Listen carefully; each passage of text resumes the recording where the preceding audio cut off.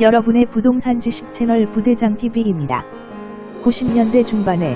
기존 중저층 아파트들에 대한 용적률 제한을 풀면서 아파트 시장을 획기적으로 바꾸어 놓은 재건축 패러다임이 최근 재건축 안전진단 통과 기준 및 층수 제한이나 초과이익 환수제, 그리고 기부 체납 등의 규제 강화와 재건축 사업성 악화 등으로 인해 서서히 소멸되어 가는 기로에 있고, 대신 그 대안인 리모델링 패러다임으로 전환되고 있습니다. 즉, 서울이나 일기 신도시 아파트 중 용적률이 180%보다는 적어야 재건축 사업성을 인정받을 수 있다고 보는데, 그러한 아파트들은 이미 재건축이 완료되었거나 추진 중에 있고, 그렇지 못한 아파트 단지들, 특히 92년 이후 아파트들의 경우 동간 거리 제한이 3m로 줄어들면서 법적 용적률 상한선을 거의 다 채운 관계로 대부분이 사실상 재건축을 추진하기는 어렵기 때문에 비교적 규제가 덜하고 사업 속도가 상대적으로 빠르며 추가 분담금 측면에서도 부담이 적고 조합원지 위양도 제한과 같은 거래 제한이 없는 리모델링으로 방향을 잡는 단지들이 부쩍 늘고 있습니다. 리모델링의 경우 재건축에 비해 상대적으로 수익성은 낮지만 재건축과 같은 강한 규제가 없다는 장점이 있고, 재건축 아파트에 비해서는 통상적으로 사업 속도가 빠르고 사용 승인 이후 15년만 지나면 사업을 추진하여 세대수를 최대 15%까지 증가시킬 수 있으며, 세대의 주거 전용 면적이 85제곱미터 미만인 경우 기존 면적의 최대 40%까지 증축이 가능하기 때문에 신축에 준하는 주거 여건 개선과 함께 시세 차익까지 가져올 수 있는 좋은 대안으로 언급되고 있습니다. 참고로 주택법에서 정의하고 있는 리모델링이란 건축물의 노후화를 억제하거나 건축물의 기능 향상 등을 위해 대수선하거나 사용 검사일 또는 사용 승인일부터 15년이 경과된 공동주택을 각 세대의 주거 전용 면적의 30% 이내에서 증축하거나 각 세대의 증축 가능 면적을 합산한 면적의 범위에서 기존 세대수의 15% 이내에서 세대수를 증가하는 증축 행위를 말하며, 주택단지별 또는 동별로도 추진할 수 있고, 주택단지나 동별 최종 증축 면적은 기존 건축물 연면적 합계의 10% 범위 이내에서 건축위원회의 심의로 정하며,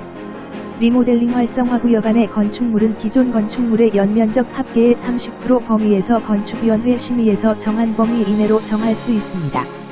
한편, 세대수를 증가할 때 수직으로 증축하는 행위, 즉 수직 증축형 리모델링은 기존 건축물의 층수가 15층 이상인 경우 3개 층 이하로만 증축이 가능하고, 기존 건축물의 층수가 14층 이하인 경우 2개 층 이하로만 증축이 가능합니다. 아파트 리모델링은 리모델링 주택조합이나 입주자 대표회의가 추진할 수 있고, 이때 리모델링 주택조합을 설립하기 위해서는 주택단지 전체 리모델링의 경우 주택단지 전체 구분 소유자와 의결권 각 3분의 2 이상의 결의가 필요하고,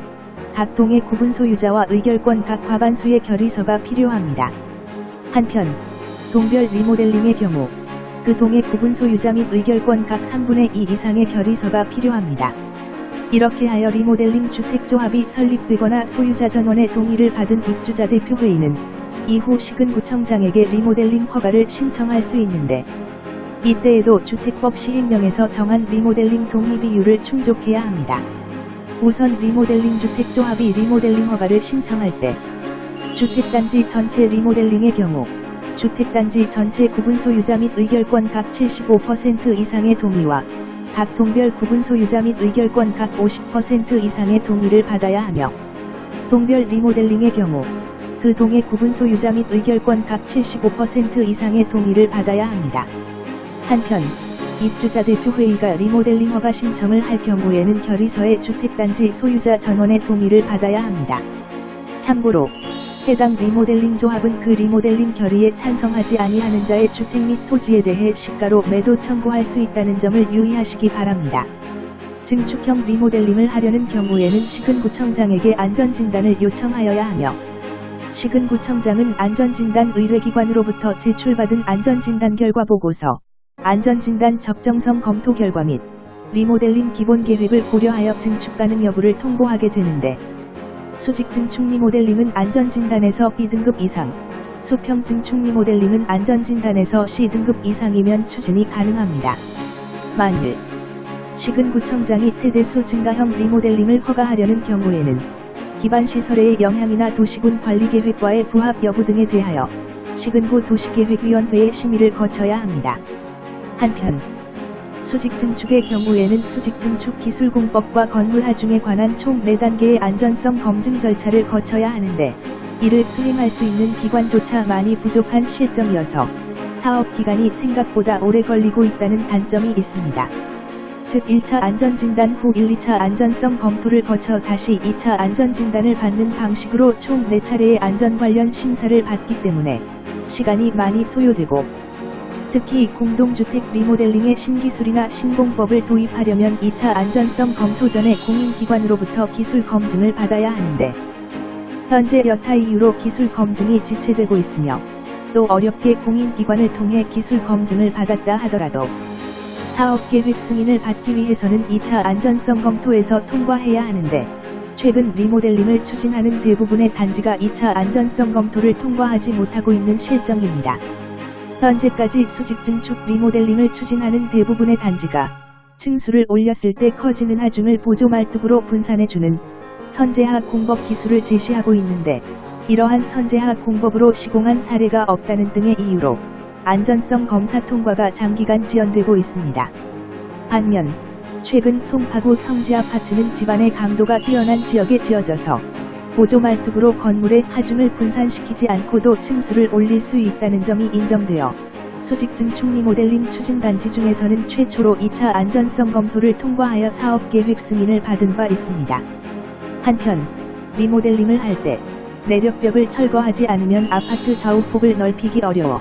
평면을 구성할 때 큰 한계를 드러내게 되는데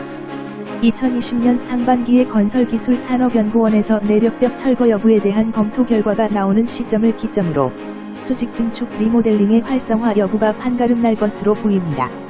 참고로 시군구청장은 리모델링의 원활한 추진을 지원하기 위해 리모델링 지원센터를 운영할 수 있으며 리모델링 지원센터의 설치 운영에 필요한 사항은 지방자치단체의 조례로 정하는데 2020년 1월 현재 조례가 지정된 지자체는 서울특별시, 서울시 양천구, 광명시, 성남시, 안양시 등이 있습니다. 참고로 분당의 경우에는 성남시 차원의 지원으로 리모델링 시범사업이 추진되고 있으며 서울시의 경우에도 중구 남산타운과 송파구 문정시형 등 총 7개 단지를 서울형 리모델링 시범단지로 최종 선정하여 향후 사업 진행에 있어 각종 지원을 할 예정입니다. 한편 리모델링 역시 무조건 다 사업성이 있다고 볼 것이 아니라 해당 지역 주변 아파트들의 시세가 어느 정도 고가로 형성이 되어 있어야 증가된 세대수의 일반 분양가에 비례하여 추가 분담금이 줄어들 수 있기 때문에 현재로서는 한강변이나 강남, 용산, 분당 등의 중층 아파트 정도가 사업성이 있다고 거론되고 있으며 현재까지 대표적인 리모델링 성공 아파트로 평가받는 다수는 강남권에 속하고 있는데 이들 아파트들의 경우 약 2에서 3억 원에 달하는 추가 분담금을 내고도 재입주 당시 수억 원의 시세 차익이 있었고 그 후에도 꾸준히 시세가 상승하여 평균적으로 약 10억 원 이상의 시세 상승이 있었다고 합니다. 물론 이들 리모델링 아파트들의 경우 단순히 시세만 상승한 것이 아니라 전용 면적이 평균 30%나 늘어났고 내외부 인테리어를 비롯 지하주차장이나 커뮤니티 시설 등에서 거의 새 아파트와 다름없는 주거 환경의 변화도 가져왔습니다. 참고로 리모델링을 할 때 일반적으로 계단식보다는 복도식이 세대당 전용 면적을 보다 손쉽게 늘릴 수 있다는 이점이 있고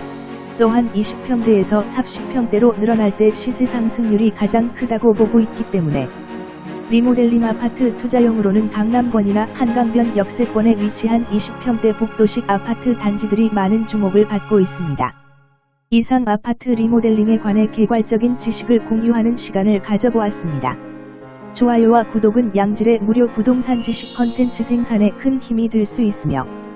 부대장TV는 앞으로도 더 나은 영상으로 여러분들을 찾아뵙도록 하겠습니다. 감사합니다.